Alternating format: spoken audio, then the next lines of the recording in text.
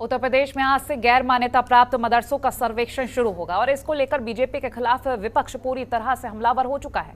पहले मदरसे के मुद्दे पर बसपा प्रमुख मायावती ने बीजेपी सरकार पर निशाना साधा था। अब एआईएमएम प्रमुख असदुद्दीन ओवैसी ने बीजेपी पर निशाना साधा है। उत्तर प्रदेश सरकार ने राज्य में गैर मान्यता प्राप्त मदरसों का सर्वे कराने का फैसला बीते दिनों लिया था। इसके बाद अब शनिवार से सर्वे का काम शुरू होगा। राज्य में मदरसों के सर्वे करने की शुरुआत जिला अल्पसंख्यक कल्याणकारी अधिकारी अपनी टीम के साथ करेंगे। इनके साथ शिक्षा विभाग और अल्पसंख्यक कल्याण विभाग के अधिकारी भी रहेंगे। और वहीं यूपी सरकार के निर्देश के अनुसार 5 अक्टूबर तक सर्वे का काम पूरा होगा, जबकि 25 अक्टूबर तक शासन को सर्वे की रिपोर्ट भी भेजी जाएगी।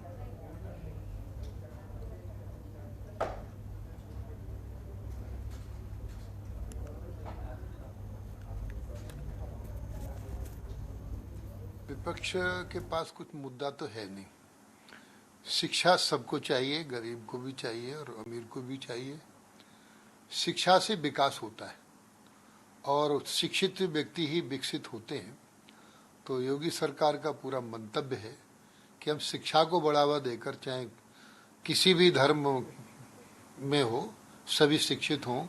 तो जो मदरसा शिक्षा को लेकर जो गैर मान्यता प्राप्त मदरसे हैं, उनकी सर्वे सरकार इसलिए करा रही है कि जो बच्चे पढ़ रहे हैं उनका रजिस्ट्रेशन है अथवा नहीं, दूसरा उनमें योग्य शिक्षक पढ़ा रहे हैं अथवा नहीं, उन बच्चों को बैठने का प्रबंध ठीक है अथवा नहीं, शौचालय, पानी पीने और अन्य व्यवस्थाएं चाक चौबंद हैं अथवा नहीं।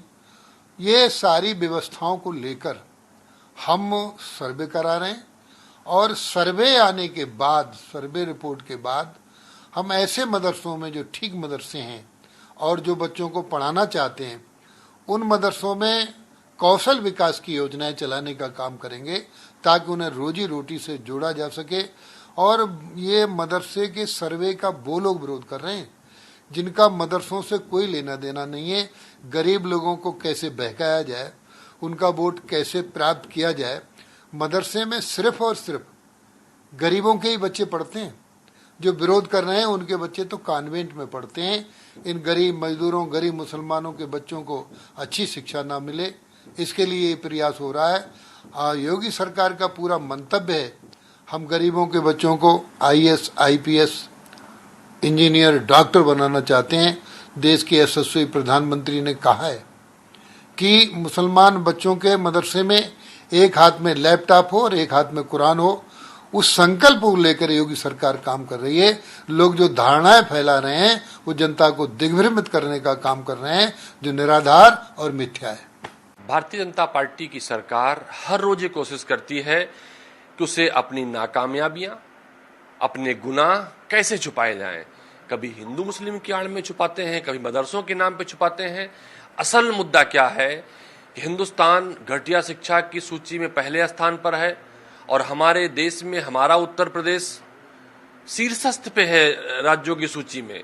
तो मुझे लगता है कि उन चीज़ों से ध्यान भटकाने के लिए जो लोग सवाल खड़े करते हैं कि अभी तक 6 महीने से अधिक हो गए स्कूल खुले, उनमें primary school, junior high school में किताबें नहीं बट पाई हैं, उससे ध्यान भटकाने के लिए भाजपा के लोग मदरसा, हिंदू मुसलमान भटकाने वाली बातें करके लोगों को गुमराह करते हैं। मदरसों के सर्वे के साथ साथ अब सत्ता और विपक्ष की आपसी खींचतान भी बढ़ गई है, जहां मदरसों के सर्वे को लेकर सत्ता पक्ष कह रहा है कि मदरसों में पढ़ने वाले विद्यार्थियों का भविष्य अंधकार में ना जाए, जिसके चलते गैर मान्यता प्राप्त मदरसों का डाटा इकट्ठा किया जा रहा।